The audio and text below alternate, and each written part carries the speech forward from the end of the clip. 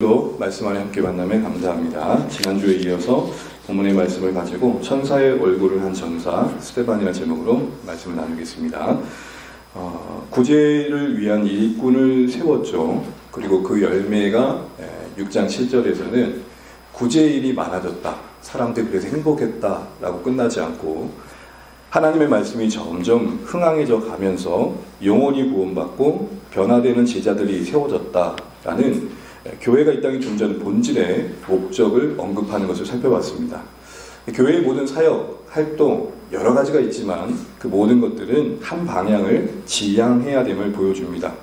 교회를 존재케 하신 목적을 이룸이 그 구원의 여정이 우리 교회의 사역이 되어야 한다는 것이죠. 그래서 우리가 개인적으로나 공동체적으로나 고민할 때 항상 기준은 여러 작은 이유들도 따져봐야겠지만 이 일이 하나님 나라 위에 영혼을 세운 일들에 얼마나 유익한가, 그것이 아주 중요한 판단 기준이 우리 삶에 되어야 될 것입니다. 여러분, 소소한 삶의 선택에서도 어떤 선택이 하나님 나라를 이루어가고 또 제자들을 세워가고 또 우리 자신이 하나님 나라 사람 백성 되어가는 일들에 유익할까, 이런 선택들이 기준이 되어야겠다는 것이죠. 이런 모습들은 스데반을 통해서도 구체화됐었습니다.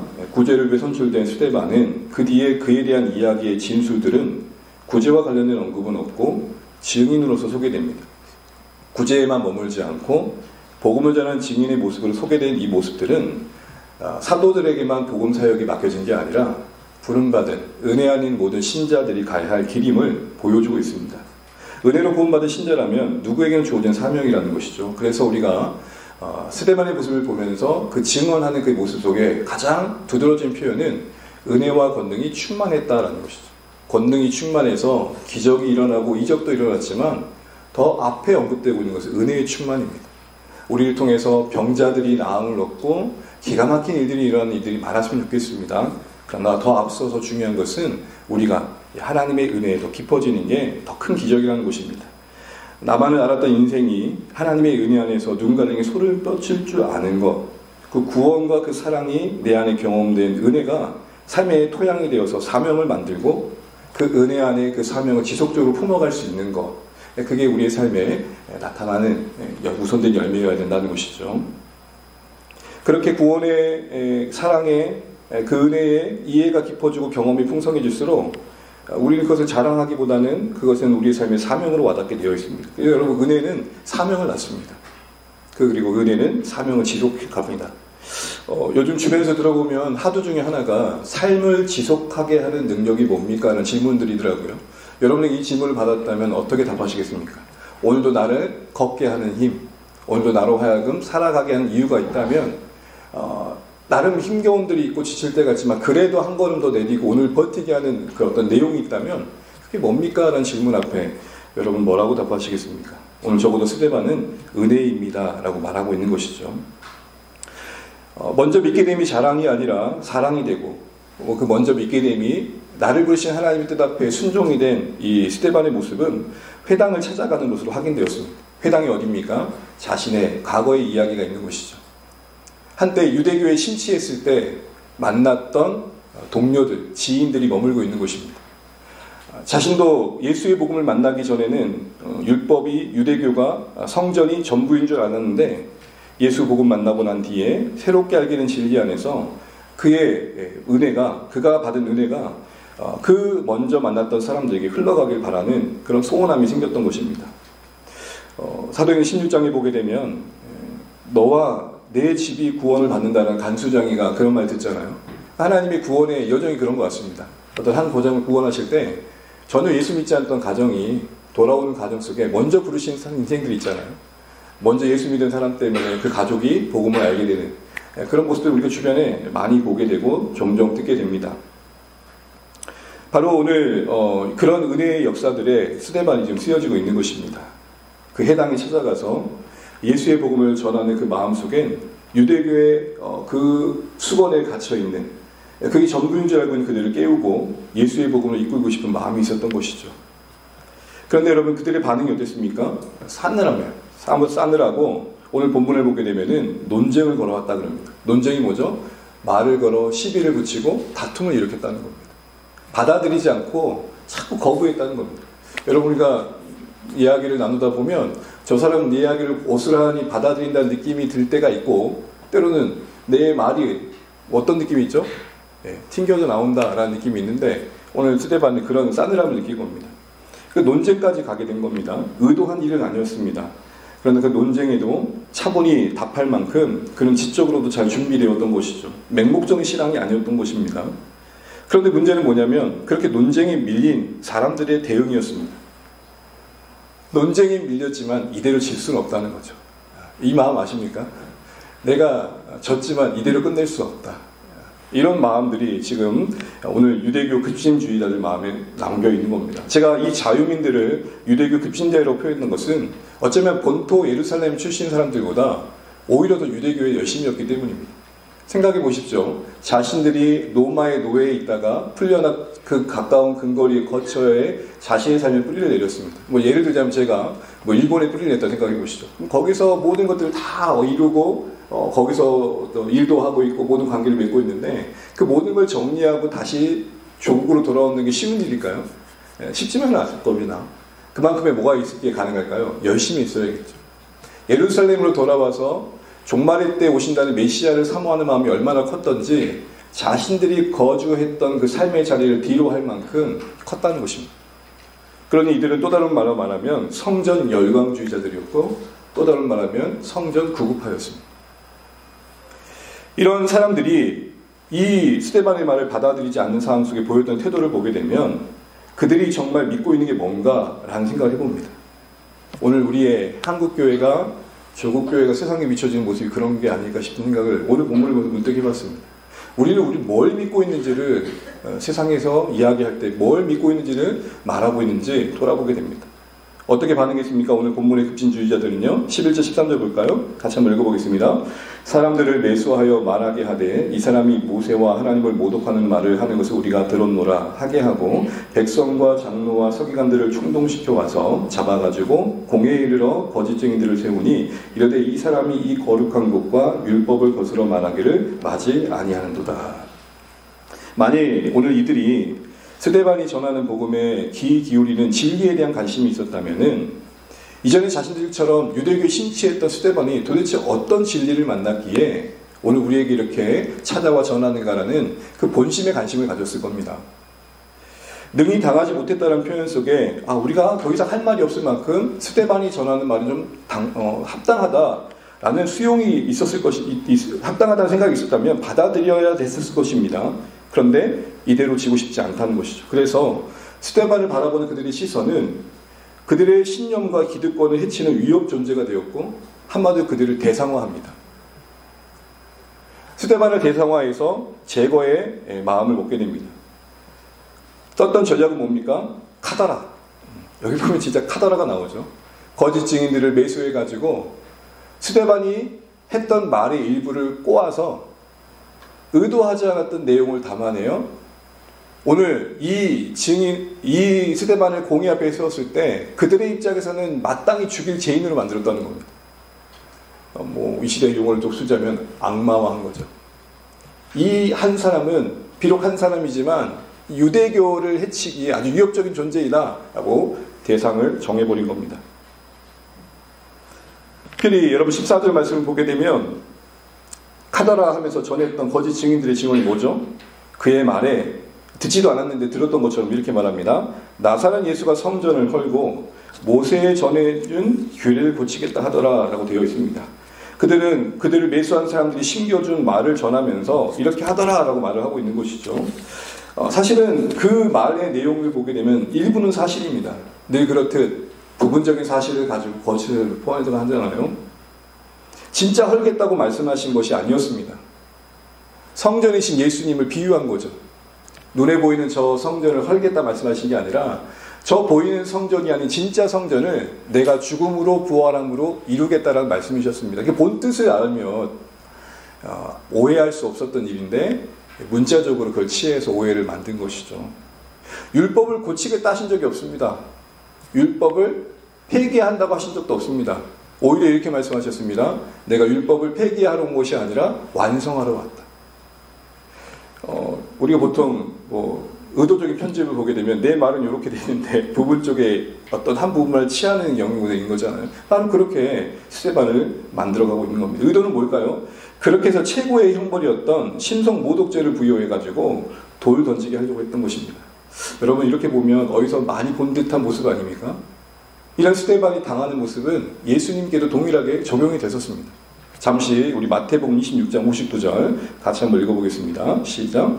대제사장들과 온 공회가 예수를 죽이려고 그를 칠 거짓 증거를 찾으매. 예수님을 떡하니 눈앞에 두고 당시 종교 지도자들과 공회는 어떤 노력을 했냐면 거짓 증인을 세워서 예수님을 동일하게 성전 모독죄로, 율법을 모독한 사람으로, 하나님만이 하실 수 있는 말을 한 자로 몰아가서 십자가에 결국은 넘겨주게 됩니다. 오늘 이 말씀은 스데반의 모습과 예수님 모습이 겹치게 하는 이런 모습들은 지금 스데반의 그 인생의 그 여정이 주님이 가신 길을 가고 있다는 것도 보여주고 있습니다. 예수님을 고소했던 그 거짓 증언이 스데반에게도 지금 적용되고 있죠. 십자가에 넘겨졌던 예수님처럼 오늘 스데반도 사도행전 7장 끝자리에 가게 되면 증언 이후에 돌 던진 당해 죽게 됩니다. 이처럼 거짓과 불의한 방법을 동원해서라도 그 자유민들, 헬라파, 디아스포라 유대인들, 성전 구급파들은 자기들의 신념을 지키려고 했고 그 일에 장애물과 같았던 스데반을 제거하려고 했던 스스로 그런 불의한 모습을 보여주고 있습니다. 이게 자체가 자기들이 말하는 바가 거짓임을 자증한 거 아니겠습니까? 자신들이 믿고 있는 유대교가 비진리이고 무법하며 생명을 상실했다는 것을 스스로 보이고 있는 것입니다. 한번 보세요. 스데반이 모세의 율법을 모함했다고 성을 냈던 그들입니다. 그런데 정작 그렇게 해서 스데반을 고소했던 이들은 모세의 율법에 명시된 계명을 어겨버립니다. 지금 가장 큰 전략이 뭐였죠? 사람을 매수해서 거짓 증언으로 악마화하는 거였잖아요. 여러분 10계명, 9계명에 보게 되면 어떤 증언이 나옵니까? 내 이웃에 대하여 거짓 증언하죠.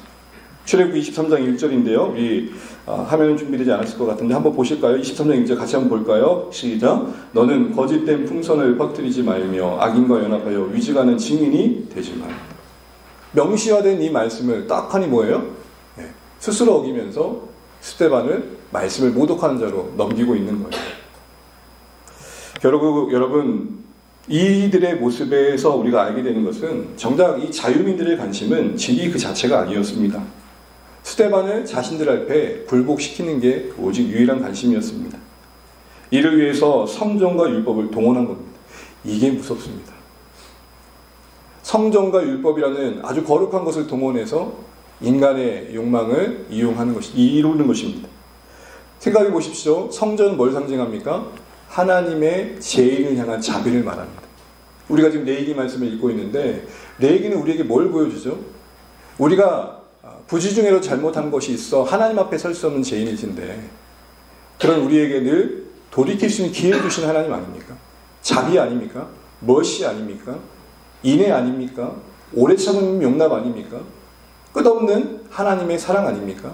그게 성전에 약속된 은혜인데 성전을 사랑한다는 자들이 성전이 말하는 바가 그들에게 없습니다.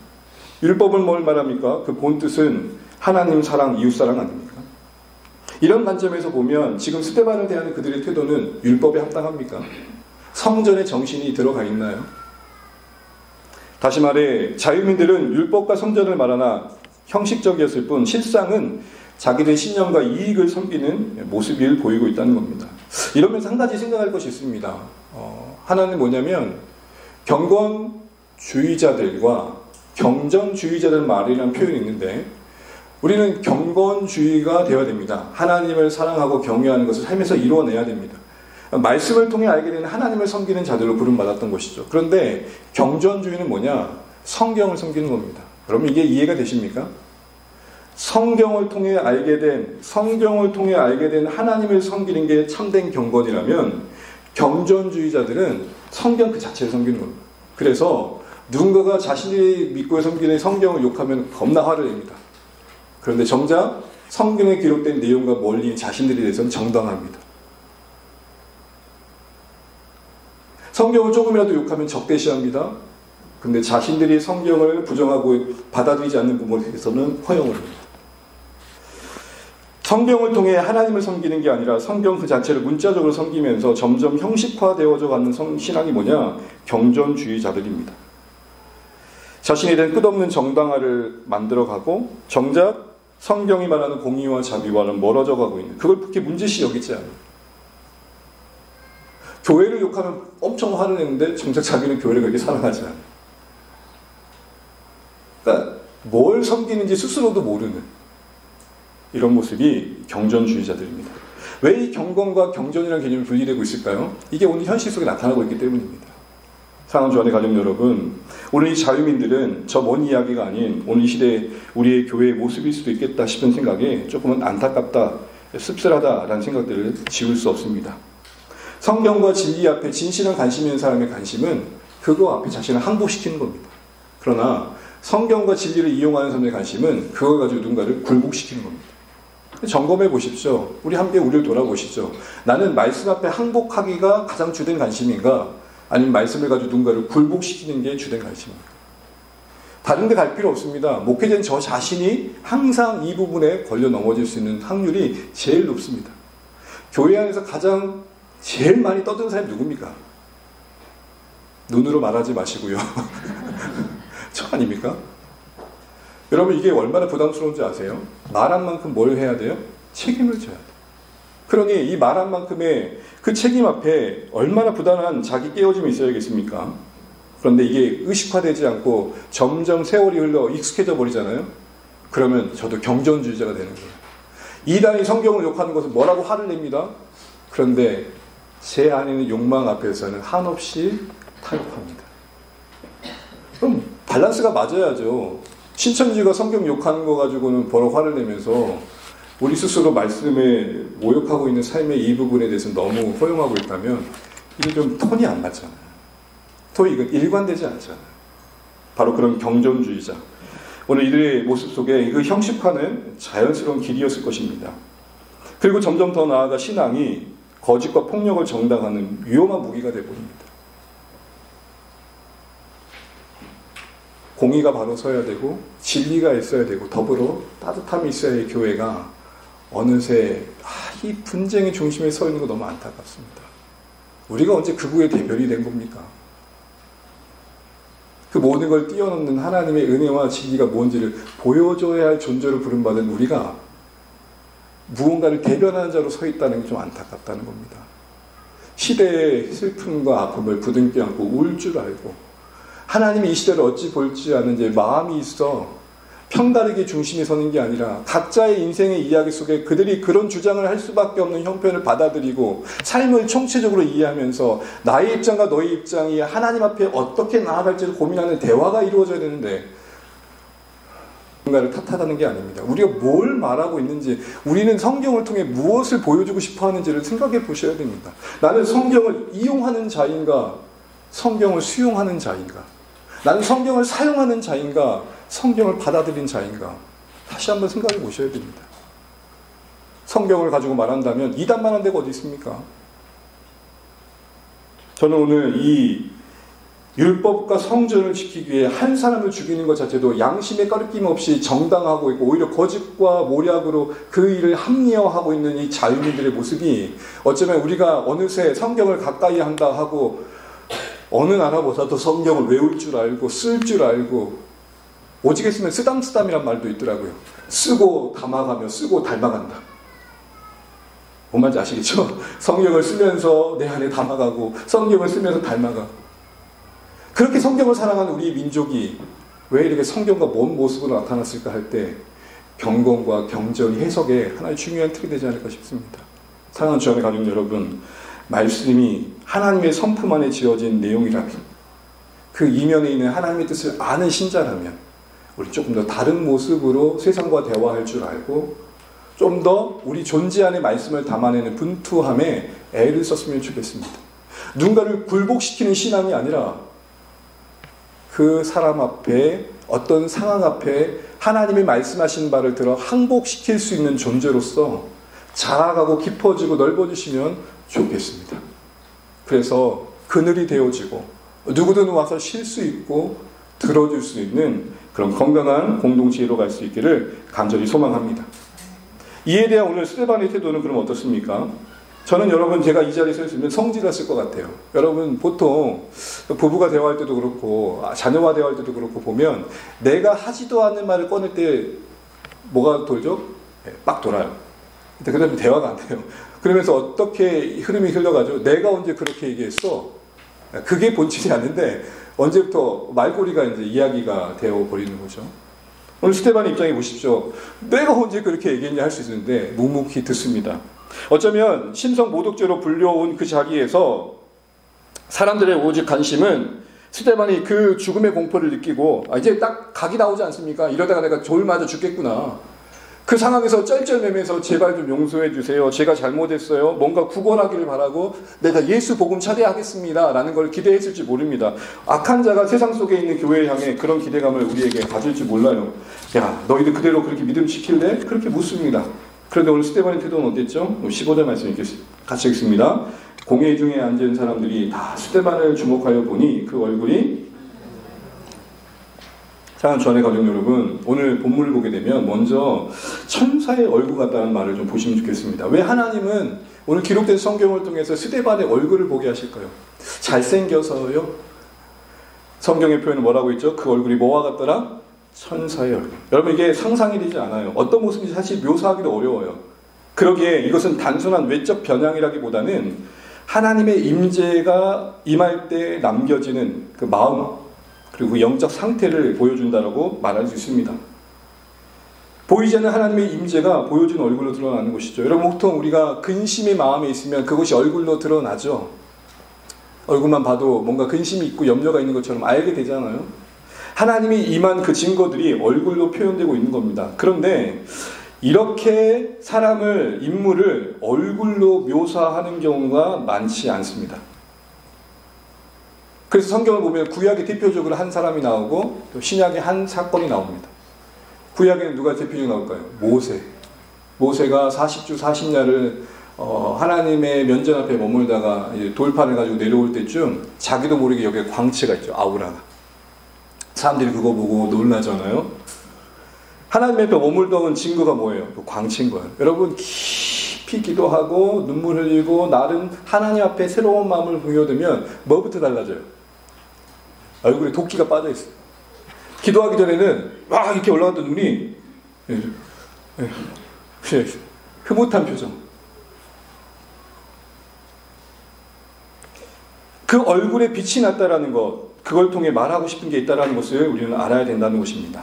그래서 여러분 15절 다시 보시게 되면 그 얼굴이 천사와 같았다라는 것을 누가 봅니까? 공회에 앉은 사람들이 주목하여 봅니다. 성경은 천사의 얼굴처럼 변한 스데반의 얼굴을 지금 그를 죽이고자 하는 자들이 보았다, 주목했다라고 말합니다. 단순히 본 게 아니라 깊이 바라봤다라고 말을 하는 겁니다. 이런 모든 내용을 통해서 우리에게 말씀하시는 바가 뭘까요?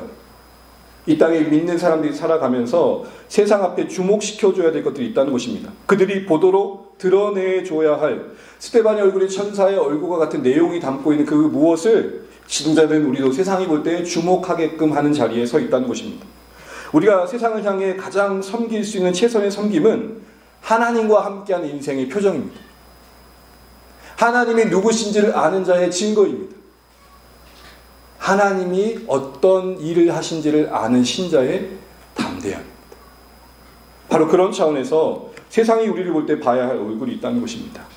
그리고 우리도 그런 얼굴을 보여주기 위해 주목해야 할 하나님이 계시다는 것이죠. 당시 여러분 1차 독자였던 사도행전을 받던 당시 교회, 초대교회 성도들에게는 이 천사와 같았던 스데반의 얼굴은 뭘 주는 거였을까요? 어떤 격려와 어떤 도전을 주는 거였을까?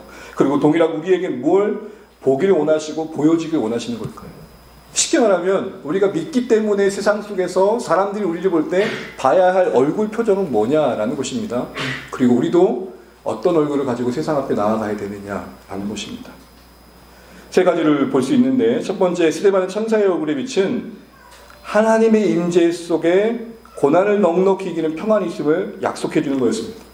하나님이 신령한 은혜로 스데반의 그 당혹스러운 상황 앞에 그 얼굴의 빛이 빛나게 하신 것은 교회로 하여금 하나님의 임재가 임하는 그 모습을 압도하는 고난 속에서도 넉넉히 그걸 뛰어넘을 수 없는, 세상이 설명할 수 없는, 이해할 수 없는 평안과 담대함의 약속을 하고 계시는 겁니다. 그러니 그거를 신자들이 누리라는 것이죠. 빛나는 그의 얼굴은 하나님의 임재가 그 내면에 가득 참을 드러내주는 증거라는 것입니다. 그의 낯빛은 그 안에 하나님이 계심을 보여주고 있다는 것이죠. 자신을 모함하는 무리에 둘러싸여 있는 게 현실입니다. 그런데 그는 진실을 봅니다. 분명히 둘러싼 현실 속에 진실은 뭐죠? 나는 하나님 품 안에 있다. 세상이 둘러싸 나를 죽일 듯, 사자처럼 나를 삼키울 듯 나의 앞에 서 있지만, 내 앞에 죽음이 기다리고 있지만 나는 하나님 품 안에 있는 인생이다. 그 하나님의 함께 하심에 대한 인식과 각인과 실제적인 마음의 경험이 그의 얼굴빛을 다르게 했던 것입니다. 믿지 않아도 삶을 초월하고 해탈하면 표정부터 달라지잖아요. 여러분, 그런 의미에서 죄송한데 여러분 낯빛이 천사 같지 않거든요 지금. 그래서 뭐가 이렇게 심각하신지 서로의 얼굴을 좀 축복하시면 좋겠어요. 천사같이 빛나시길 바랍니다. 여러분, 하나님의 임재 속에 고난을 이긴 신비, 이거 우리 알고 나눌 수 있고 누릴 수 있기를 축복합니다. 정말 설명할 수 없는데 견디게 하신 은혜, 이걸 말할 수 있는 우리의 삶 되시길 바랍니다. 혼돈의 바다 가운데서 주님께서 제자들이 혼란 가운데 있을 때 하셨던 말씀, 잠잠하라 고요하라. 우리 영혼을 향해 그렇게 선포하셨으면 좋겠습니다. 내 영혼아 잠잠하라 고요하라. 풍랑이는 인생의 여정에 배 위에 있는 우리의 삶의 선장은 주님이시다. 이 말은 무엇입니까? 오늘 스데반의 얼굴에 비친 우리에게 뭘 도전하는 겁니까? 여전히 이 세상이 어지럽고 어디로 가는지 모르는 예측할 수 없는 현실이지만 하나님의 통제밖에 있지 않다는 걸 분명히 알라는 것입니다. 너무 식상한 예이지만 참새 한 마리도 한 아사리온에 팔리는 것이 하나님의 허락하심 아니면 안 된다는 말씀 믿으라는 것입니다. 모든 시간들 속에 이루어 가신 뜻이 있음을 알라는 것입니다. 하나님의 임재 속에 이렇게 설명할 수 없는 힘이 주어졌으니 우리 삶을 주시하고 계시는 그 하나님을 응시하라는 것입니다. 나는 어디 계신지 모르는 그 하나님이 나를 보고 계시다는 사실을 바라보라는 것입니다. 나를 보고 계시다는 그 약속을 따라 하나님을 응시하라는 것입니다. 나를 주시하신 하나님을 응시하는 가정 속에 세상이 설명할 수 없는 은혜와 평안으로 우리를 붙드신다는 것입니다. 살아가다 보면 뜻하지 않은 여러 일들이 있습니다. 뜻대로 되지 않은 여러 상황들이 있습니다. 그 앞에 한없이 무력합니다. 아니, 어떤 일이 있어도 할 만하면 뭔 염려가 있겠어요. 할 수 없으니 근심이 있는 거 아닙니까? 어떻게 해볼 수 없으니 염려가 뒤따르는 거 아닙니까? 그럴 때 모든 거 주관하시는, 모든 게 하나님의 통제하리 주원임을 믿음으로 바라보고 우리 낯빛에 평강을 더하시는 하나님을 좀 경험해보면 좋겠다. 이게 오늘 스데반의 얼굴빛을 통해 우리에게 도전하시는 겁니다. 당시에 박해 가운데 있던 신자들이 어떠한 믿음으로 살아갈지를 격려하고 계시고, 오늘 동일하게 하나님 앞에 살아간 우리의 신자의 인생이 어떠할지 모르는 것입니다. 매일 아침 거울을 보시죠? 질문이 너무 어렵습니까? 옛날에 그런 트로트가 있었잖아요. 거울도 안 보는. 여러분, 거울 안 보십니까? 매일 보는 거울 앞에 화장도 이쁘게 하시고 잠시 묵상하십시오. 하나님, 이 얼굴빛에, 낯빛에 평강이 나타나게 해주십시오. 우리 마음을 하나님의 임재 속에 두는 진실한 노력 속에 정말 하나님이 우리를 그렇게 붙드시는 걸 경험하면 좋겠습니다. 두 번째로 스데반의 천사의 얼굴빛은 하나님이 스데반을 입증해 주시는 증거였습니다. 스데반이 증언하는 예수의 복음이 사실이며 권위 있게 하신 사건이었습니다. 왜냐하면 지금 이 스데반을 죽이려고 하는 사람들은 모세의 열광주의자들입니다. 모세의 못자만 꺼내도 아주 난리가 납니다. 그러니까 모세의 모든 걸 압니다. 그들에게 모세가 하나님을 만난 흔적으로 얼굴에 강치가 났다는 사건을 누구나 압니다. 그런데 그 비슷한 사건을 지금 누구에게서 보고 있는 거예요? 그러니까 하나님은 일하실 줄 아는 거예요. 이 열광주의자들을 한 번에 압도할 수 있는 방법은 스데반이 모세가 되게 하는 거였어요. 스데반을 얼굴에 빛이 빛나게 하심으로 모세를 대하듯 하게 하셔서 지금 그들을 죽이려 하는 자들의 율법과 성전한 이해가 틀렸고 예수 안에서 성전이 완성되었고 예수님이 율법을 완성하셨던 진리를 말하는 스데반이 진짜임을 선언해 주신 것입니다. 스데반을 해치려 했던 그들 앞에 스데반의 얼굴에 광채가 나 모색처럼 만드셔서 권위 있게 해주신 거죠. 사랑하는 주안의 거중 여러분, 저는 특별히 이 부분이 간절한 기도 제목이 말씀 중에 이루어졌습니다. 교회가 교회됨을 회복함으로 복음의 권위를 더해 주셔서 일그러진 조국교회의 얼굴이 당당하게 빛나게 하신 은혜를 주셨으면 좋겠습니다. 여러분, 요즘 목사님들 만나면 이런 말을 합니다. 목사여서 죄송합니다.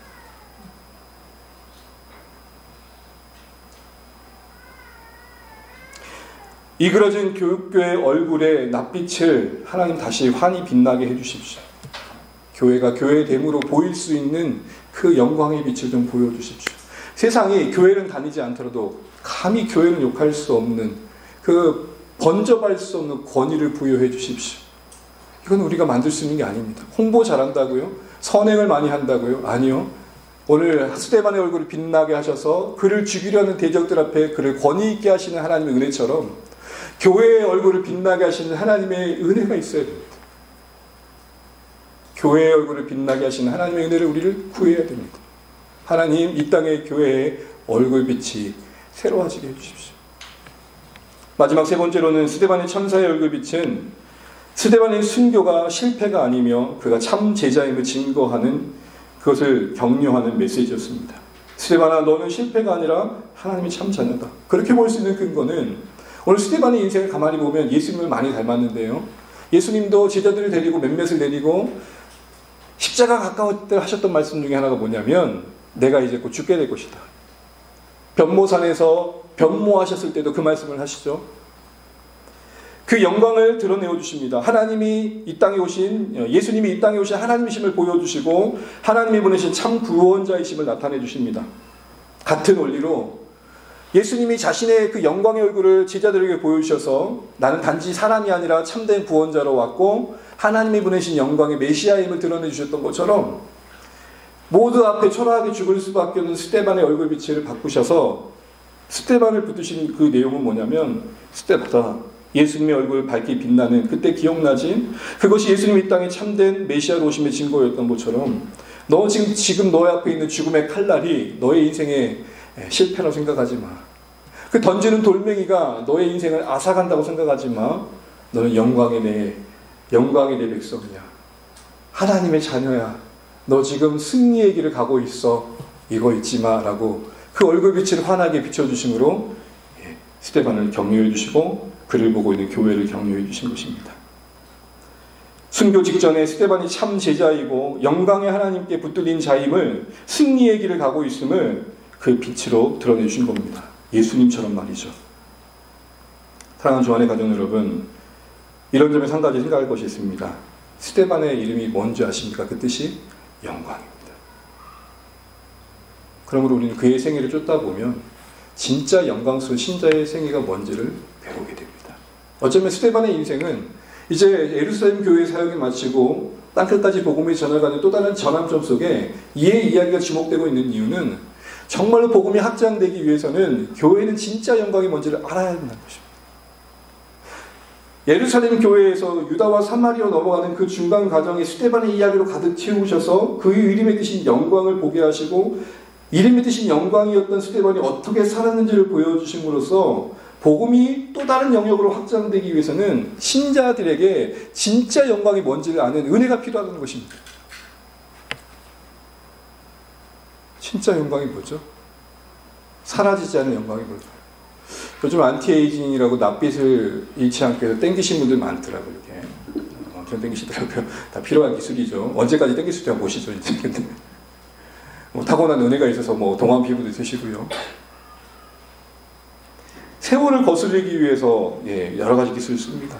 그리고 한 번뿐인 인생, 그래도 사람들 앞에 명예로도 남기자고 애를 씁니다. 그리고 저 아이도 뭔가 인생의 꿈이 있겠죠.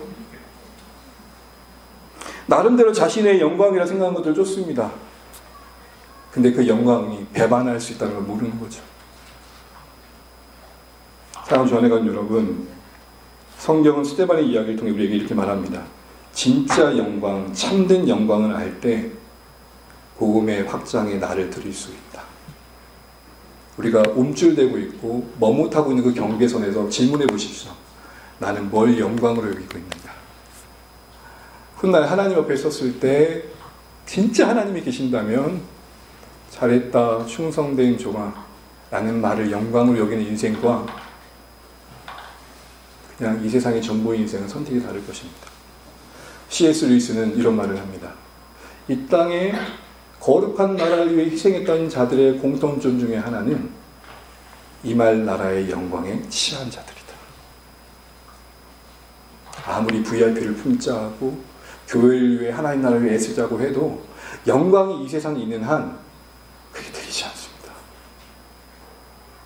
스데반의 낯빛은 우리에게 도전합니다. 진짜 영광이 뭔지를 보십시오. 내게 입혀준 옷은 여전히 초라하고 내세울 학력도 명예도 없지만 한 번뿐인 인생 예수 담아내요. 예수 드러내며 그 예수 만날 날만 꿈꾸며 살아가는, 그래서 세상 앞에서는 자각이 없어도 무명하지만 하나님 앞에 유명한 자 때문에 명예롭게 자신의 인생을 여길 줄 아는 그 중심이, 그 영광이 만든 마음에 가득 찬 중심이 내가 무엇을 위해 내 물질을 들이며 내 삶을 선택해 갈지를 결정하는 중요한 기준이 된다는 것입니다.